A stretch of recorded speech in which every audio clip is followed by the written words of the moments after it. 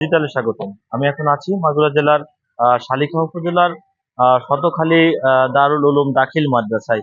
এই দারুল উলুম দাখিল মাদ্রাসায় অ্যাডাক কমিটি গঠন করা নিয়ে কিন্তু তুমুল সমালোচনার ঝড় সামাজিক যোগাযোগ মাধ্যম সহ বিভিন্ন জায়গায় কিন্তু সমালোচনার ঝড় বইছে। আমি এখন আছি, আপনারা দেখছেন যে শতখালী দাখিল মাদ্রাসার সামনে অবস্থান করছি। এইখানে যে এই মাদ্রাসার যে অভিভাবক, এই অভিভাবক সদস্যদের নিয়ে কিন্তু একটি অ্যাডহক কমিটি গঠন করা হয়। সেইভাবেই কিন্তু গত 19/3/2025 তারিখে একটি কমিটি গঠন করা হয়। সেই কমিটিতে অভিভাবক সবাই মিলে কিন্তু এই কমিটি গঠন করে, কিন্তু সেই কমিটিকে অপেক্ষা করে এই মাদ্রাসার যে সুপার আছেন, সেই সুপার কিন্তু তার নিজস্ব পছন্দ ব্যক্তি দিয়ে কিন্তু নিজের ব্যক্তিগতভাবে একটি কমিটি গঠন করে সেটাই উপজেলা নির্বাহী অফিসারের কাছে জমা দেন। আমরা এ বিষয়ে উপজেলা নির্বাহী অফিসারের সাথে কথা বলেছি। তারা আমাদের জানিয়েছেন যে এই দুইটা কমিটি মাদ্রাসার যে সুপার তিনি জমা দিয়েছে। আমরা কথা বলার চেষ্টা করব যে এই প্রতিষ্ঠানের যে অভিভাবক সদস্য আছে তাদের সাথে, তারা আমার পিছনে দেখছেন যে তারা আছে, তাদের সাথে একটু কথা বলবো। তারা আমাদের বিস্তারিত একটু জানাবেন। আসসালামু আলাইকুম। গত মাসের মাঝামাঝি সময়ে আমরা যে অভিভাবকগণ বা এলাকার গণ্যমান্য ব্যক্তিবর্গ বসে আমরা যে অত্র প্রতিষ্ঠানে বসে সমন্বয় করে আমরা একটা কমিটি এখানে সবার সর্বসম্মতিক্রমে দেওয়া হয়। প্রশাসন সহ ঊর্ধ্বতন মহলের কাছে এর আশু হস্তক্ষেপ কামনা করতেছি এবং যে গ্রামবাসী যে কমিটিটা দিয়েছে এটা পুনর্বহালের দাবি জানাচ্ছি। দর্শক শুনছিলেন যে এই শতখালী দারুল দাখিল মাদ্রাসার এই অ্যাডহক কমিটি নিয়ে কিন্তু আপনারা শুনছিলেন, একজন বলছিল যে এই সুপারের নিজস্ব মতামতের ভিত্তিতেই সে তার পছন্দ লোকজন নিয়ে কিন্তু এই কমিটি গঠন করেছেন।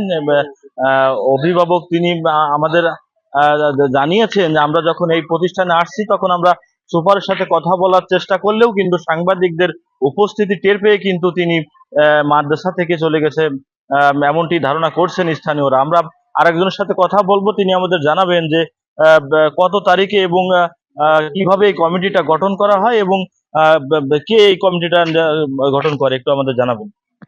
গত 19/3/2025 এখানে গ্রামের গণ্যমান্য ব্যক্তির উপস্থিতিতে অ্যাডহক কমিটি উপলক্ষে একটা সভা হয়।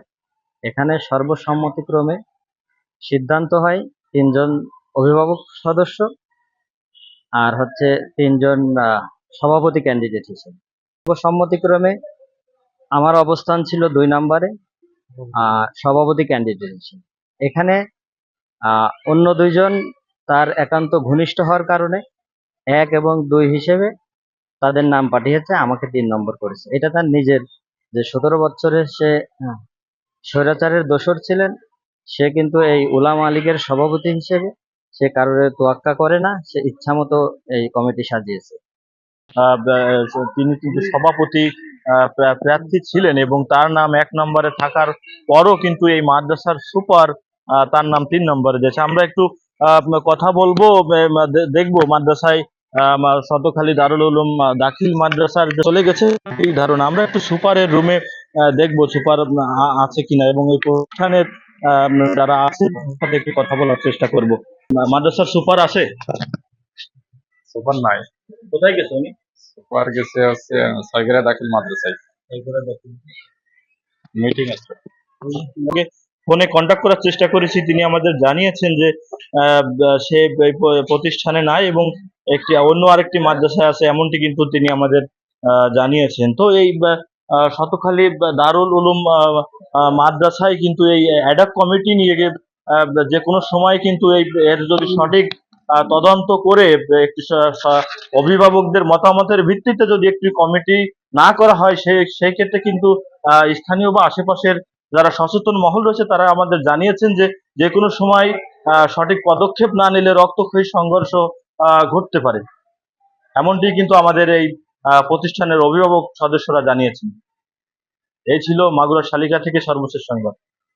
HM Rajib, channel S, Magura.